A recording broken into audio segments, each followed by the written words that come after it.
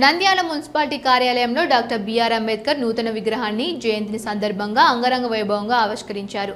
ఈ సందర్భంగా పట్టణంలోని పండుగ వాతావరణం నెలకొంది. సంవత్సరాల తరబడి అంబేద్కర్ విగ్రహం ఏర్పాటు చేయాలని ఆశించిన ప్రజల కల ఈ రోజు నెరవేరడంతో ఆనందం వెల్లువిరిసింది. భారీ ఎత్తున ఎస్సీ, ఎస్టీ, బీసీ సంఘాల నాయకులు, టీడీపీ కార్యకర్తలు, స్థానిక నాయకులు పాల్గొని వేడుకలను విజయవంతం చేశారు. విగ్రహం ఏర్పాటుకు జిల్లా కలెక్టర్ రాజ్కుమారి, మంత్రి ఎంఎండి ఫారూక్ అందించిన సహకారానికి కృతజ్ఞతగా వారిని ఘనంగా సత్కరించారు. కార్యక్రమం ప్రారంభంలో జిల్లా కలెక్టర్కు పూల బొకే అందజేసి సదరు స్వాగతం పలికారు. అదేవిధంగా మంత్రి ఫారూక్ కూడా నాయకులు స్వాగతం తెలియజేశారు. అనంతరం అంబేద్కర్ విగ్రహాన్ని ఘనంగా ఆవిష్కరించి ఆయనకు పూలమాలలు అర్పించి నివాళులర్పించారు. ఈ సందర్భంగా నాయకులు మాట్లాడుతూ అంబేద్కర్ ఆశయాలను స్మరించుకుంటూ సమానత్వం, న్యాయం కోసం ఆయన చేసిన సేవల్ని కొనియాడారు. కులాలకు అతీతంగా ప్రజలు పెద్ద సంఖ్యలో హాజరై జయంతి వేడుకలను ఉత్సాహంగా జరుపుకున్నారు. నంద్యాలలో అంబేద్కర్ విగ్రహ ఆవిష్కరణ చారిత్రాత్మక ఘట్టంగా నిలిచిందన్నారు.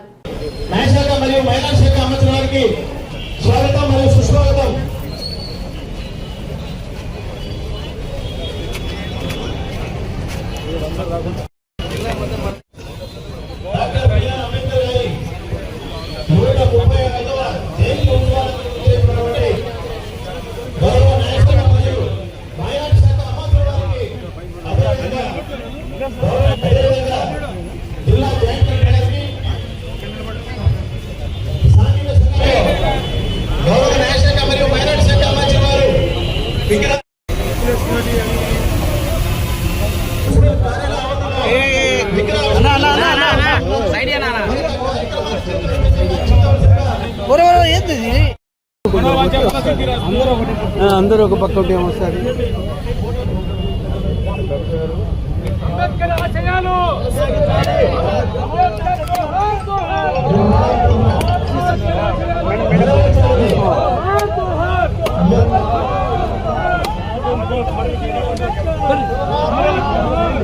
లక్ష్మి కొంచెం జరుగు, కన్నతో కొంచెం 2 నిమిషాలు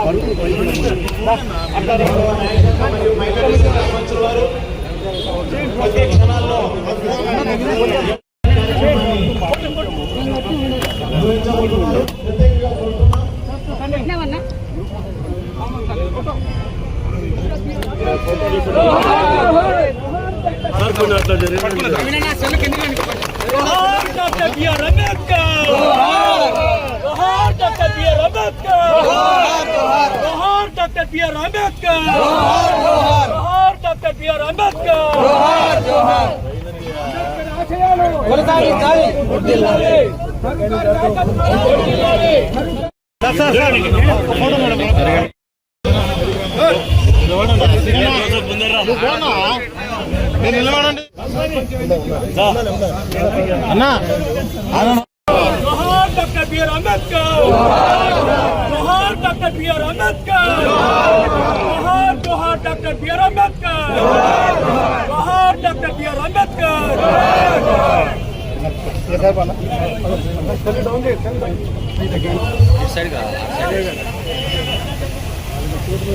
ఇదేందుకు పెట్టారట?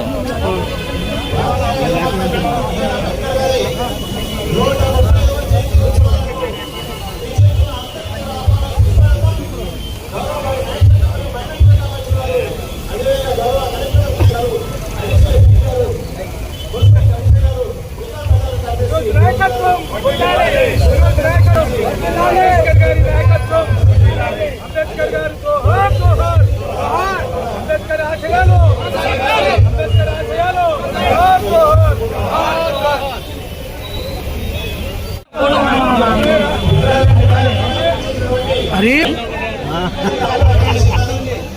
డెవలప్ కావాలి కదా బాగా ఎప్పుడు మీరు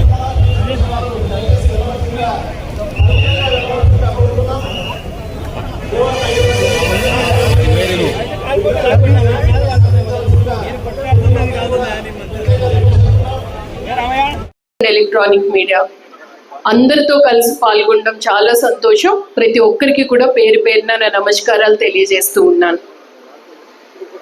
ఈ నెలలో మనం బాబూజీ జగజీవన్ రామ్ గారి జయంతోత్సవం చేసుకున్నాం, జ్యోతిబా పూలే గారి జయంతోత్సవం చేసుకున్నాం. ఈరోజు భరతమాత ముద్దు బిడ్డ భారతరత్న అంబేద్కర్ గారి జయంతోత్సవం జరుపుకుంటున్నాం.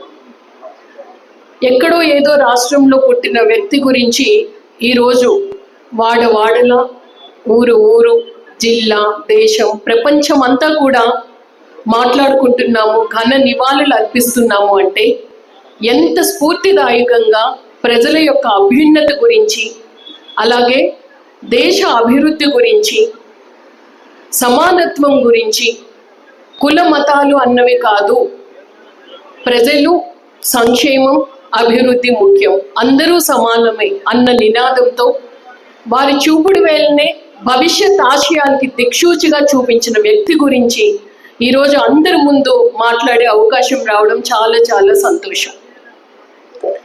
చూస్తే చిన్నతనంలోనే వివక్ష ఎదుర్కొన్నారు, కానీ అత్యుత్తమ విద్యని అభ్యసించి ఉన్నత స్థాయికి ఎదిగారు. నేటి తరం పిల్లలు నేర్చుకోవాల్సిందే అది. చదవాలి, మంచి నాలెడ్జ్ సంపాదించాలి, ఫైనాన్షియల్గా నిలదొక్కుకోవాలి, సమస్యను ఎదుర్కోవాలి, 10 మందికి సహాయపడాలి, చాలా మందికి స్ఫూర్తిదాయకంగా నిలవాలి అంటే వారు రచించిన పుస్తకాలని చదవాలి, ఆశయాల్ని మనతోనే ఉండాలి, ముందుకు సాగాలి. ఏ సబ్జెక్ట్ తీసుకున్నా చూడండి, law, economics, philosophy, sociology, polity, history, anthropology, public administration, ఎంతో గ్రేట్ స్కాలర్. అందుకే ప్రపంచం అంతా ప్రపంచ మేధావిగా కొలుస్తున్నాము. ఈరోజు ఒక చిన్న పుస్తకం చదవడం మనకు కష్టం అయిపోతుంది, కానీ అంత గొప్ప విద్యని అభ్యసించి విదేశాల్లో కూడా చదువుకొని మన దేశానికి వెనక్కి వచ్చి సేవలు అందించారు. అలాగే లా మినిస్టర్గా కూడా స్వతంత్ర భారతదేశంలో చేశారు. అలాగే మనము వారి గురించి ఇంకా చూస్తే చాలా పబ్లికేషన్స్ ఉన్నాయి, చాలా పుస్తకాలు రచించారు, పత్రికలు నడిపారు. వాటి ద్వారా కూడా మనం అనేక విషయాలని మనం నేర్చుకోవాల్సిన అవసరం ఉంది. ఏ ప్రభుత్వం రాని, ఏ సంఘం ఏర్పడిని వెనుక చూడండి గొప్ప అంబేద్కర్ గారి ఆశయాలు ఉంటాయి. ప్రస్తుత రాష్ట్ర ప్రభుత్వం గౌరవ ముఖ్యమంత్రి గారు పిల్లలకి మంచి చదువునివ్వాలి అని చెప్పి అంబేద్కర్ గురుకులమ్స్ మన జిల్లాలోనే 7 ఉన్నాయి. చాలా చక్కని విద్య వాళ్ళకి ఇవ్వాలి, మంచి సదుపాయాలు కల్పించాలని పదే కలెక్టర్లకి దిశానిర్దేశం చేస్తూ ఉంటారు. సోషల్ వెల్ఫేర్ హాస్టల్స్ చూస్తే 38 ఉన్నాయి. ఎంతో మంది విద్యార్థులు అంబేద్కర్ గురుకులమ్స్లో, అలాగే మన సోషల్ వెల్ఫేర్ హాస్టల్స్లో, మన ప్రభుత్వ పాఠశాలలో చదువుకొని ఉన్నత స్థాయిలో నిలబడడానికి మన టీచర్స్ వారికి ఇచ్చిన సపోర్ట్తో ముందుకు వెళ్తూ ఉన్నారు. అంబేద్కర్ గారి జీవితం గురించి ఇంకొకటి చూడండి. అంబేద్కర్ గారిని మనం పిలుచుకుంటాం, కానీ అది గురువు గారి పేరు. తనకి తీర్చిదిద్దిన గురువు గారినే పేరుగా పెట్టుకున్నారు అంటే అది గురువులకి వారు ఇచ్చిన రెస్పెక్ట్. సో మనం కూడా పెద్దలు, మన ఇంట్లో ఉండే పెద్దలు, లేదు అంటే సమాజంలో ఉన్న పెద్దలు ఏదన్నా చెప్పినప్పుడు బాధ్యతగా ఉండాలి, వినాలి, నేర్చుకోవాలి, మరిన్ని మంచి విషయాలు అలవాటు చేసుకోవాలి. ఆ విషయం కూడా నేటి తరం పిల్లలు గమనించాల్సిన అవసరం ఉంది. వారు చదువుకోవడానికి కూడా ఎంతో మంది సహాయం చేశారు. ఇప్పుడు కూడా ఎంతో మంది అదే కాన్సెప్ట్తో మన రాష్ట్ర ప్రభుత్వం ముందుకు వెళ్తుంది. నీడీ పీపుల్కి ఖచ్చితంగా మనం ఉన్నత వర్గాలు వారి సపోర్ట్ ఇచ్చి ముందుకు నడిపించాలి. వాళ్ళే రేపు పొద్దున్న మరింత మందికి సపోర్ట్ ఇస్తారు అని P4 కాన్సెప్ట్ని తీసుకున్నాం. అంటే మనం ఒకరి నుంచి సహాయం పొందామంటే మరికొద్ది మందికి మనం సహాయం ఇవ్వాలి అన్నది మన రాష్ట్ర ప్రభుత్వ ఆలోచన.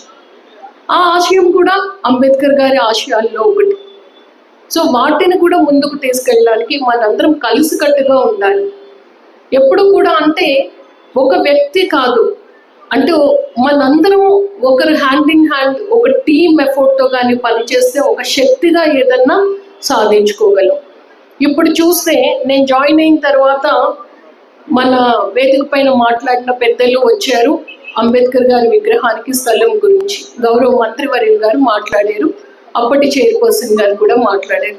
అప్పుడు మేము ఒక 5 ప్లేసెస్ చూసి మీకు నచ్చిన ప్లేస్ సెలెక్ట్ చేసుకోండి అన్నప్పుడు ఫైనల్గా ఈ ప్లేస్ని సెలెక్ట్ చేసుకోవడం, ఖచ్చితంగా నెక్స్ట్ జయంతోత్సవం ఇక్కడే జరుపుతామన్న మాట మీద మున్సిపల్ అడ్మినిస్ట్రేషన్ టీం వాళ్ళు సమయానికి ఇది అందించారు. వారికి కూడా నేను అభినందనలు తెలియజేస్తూ ఉంటాను. అలాగే మరొక విషయం అడిగారు, నెక్స్ట్ April 14th కల్లా అంబేద్కర్ భవన్ కావాలి అని. యాక్చువల్గా మనకి మన జిల్లాలో చిన్న భవన్ ఉంది, పంచాయతీరాజ్ డిపార్ట్మెంట్ వాళ్ళు కట్టారు. నేనే పర్సనల్గా భవన్ని కూడా ఇన్స్పెక్ట్ చేయడం జరిగింది. కానీ క్వాలిటీ ఆఫ్ కన్స్ట్రక్షన్ సరిగ్గా లేదు. మళ్ళీ డిపార్ట్మెంట్ వాళ్ళతో చెప్పి దాన్ని బాగు చేయించడం జరిగింది. వాటిని చిన్న చిన్న అవసరాలకి, చిన్న చిన్న మీటింగ్స్కి అయితే అది ఉపయోగపడుతుంది, కానీ ఇంతటి పెద్ద సమావేశానికి అది ఉపయోగపడదు. కానీ నంద్యాల పట్టణంకి వచ్చేటప్పటికి ల్యాండ్ కావాలి అంటే ఎక్కువగా water resource department, irrigation department వాళ్ళ ల్యాండ్ ఉంటుంది. మనకి గైడ్ లైన్స్ అన్నవి కఠినంగా ఉంటాయి.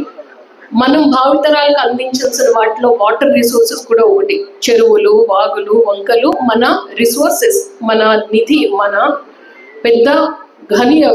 అవి లేకపోతే మనం ఉండలేము. కాబట్టి వాటిని రెస్టోర్ చేయాలి, కానీ వాటిపైన కన్స్ట్రక్షన్స్ చేయకూడదు అన్నది కఠినమైన నిబంధనలు ఉన్నాయి. కాబట్టి మరి ఎక్కడన్నా మనకి ప్లేస్ ఉంది. ఇప్పుడే మంత్రి గారు చెప్పారు, అమ్మ పివి నగర్లో కొంత ప్లేస్ ఉంది. అలా మీకు కూడా అవకాశం ఇస్తాం. మీకు తెలిసిన కొన్ని వాటర్ రిసోర్సెస్ డిపార్ట్మెంట్ కాకుండా ల్యాండ్ అవైలబిలిటీని, మీకు ఏదన్నా అవకాశం, మీకు తెలిసిన విషయం ఉంటే మాకు చెప్పండి. రెవెన్యూ డిపార్ట్మెంట్ ద్వారా కూడా అలాగే పెద్దల సహకారంతో తీసుకొని ఫస్ట్ ల్యాండ్ అలాట్మెంట్ అన్నది జరగాలి. జరిగిన తర్వాత మనం అప్పుడు గవర్నమెంట్కి బిల్డింగ్ కన్స్ట్రక్షన్ నిధుల గురించి రాయొచ్చు. సో ఇమీడియట్గా ల్యాండ్ అలాట్మెంట్ అంబేద్కర్ భవన్కి జిల్లా యంత్రాంగం తరపున చర్యలు చేపడతాం. మీరు కూడా సహకరించాలని నేను మనస్ఫూర్తిగా కోరుకుంటూ ఉన్నాను. సో మరింత మంచిగా మన జిల్లా అభివృద్ధి చెందాలి అంటే ప్రభుత్వం ఇస్తున్న అనేక సంక్షేమ అభివృద్ధి కార్యక్రమాలను ఉపయోగించుకోవాలి. ఎక్కడ అవసరమో అక్కడ ప్రశ్నించి అడగాలి. చాలా మంది పీజీఆర్ఎస్కి వచ్చి మాకు అది కావాలి, ఇది కావాలని అడిగినప్పుడు మేము చాలా సంతోషంగా ఆ రిప్రజెంటేషన్స్ తీసుకుంటాం. ఎందుకంటే జిల్లా అభివృద్ధి గురించి మమ్మల్ని వచ్చి అడుగుతున్నారు. కమ్యూనిటీ నీడ్స్ ఎవరు అడిగినా కూడా చాలా సంతోషంగా తీసుకుంటాం మేము. సో వాటిపైన కూడా మేము దృష్టి పెడుతున్నాము. ప్రతి ఒక్కరూ భాగస్వాములు అయ్యి జిల్లాను ముందంజలో నడిపించాలని మనస్ఫూర్తిగా కోరుకుంటూ, మీ అందరితో కలిసి ఇంత ఘన నివాళి అర్పించి, అలాగే బాబాసాహెబ్ అంబేద్కర్ గారి విగ్రహావిష్కరణ కార్యక్రమంలో కూడా భాగస్వాములు అయినందుకు నా యొక్క సంతోషాన్ని తెలియజేస్తూ అందరికీ ధన్యవాదాలు. రమణి మల్టీ స్పెషాలిటీ డెంటల్ హాస్పిటల్. పంటి నొప్పితో బాధపడుతున్నారా లేదా రంగుమారిన పళ్లతో బాధపడుతున్నారా? అయితే సంప్రదించండి డాక్టర్ గురుప్రసాద్ రమణి మల్టీ స్పెషాలిటీ దంత వైద్యశాల.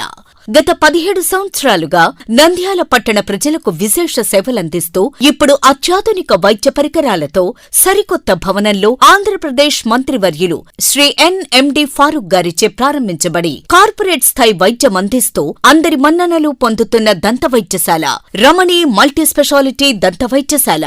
ఇప్పటి వరకు కొన్ని వేల సిరామిక్ మరియు జెర్కోనియం ఫిక్సెడ్ పళ్లు, చిగుళ్లు, దవడ ఎముకల శస్త్రచికిత్సలు, 2000 ఇంప్లాంట్స్ అమర్చిన ఘనత మన రమణి మల్టీ స్పెషాలిటీ దంత వైద్యశాలకే సొంతం. మా అత్యాధునిక వైద్య సేవలు Zoom light tooth whitening system గల ఏకైక దంత వైద్యశాల.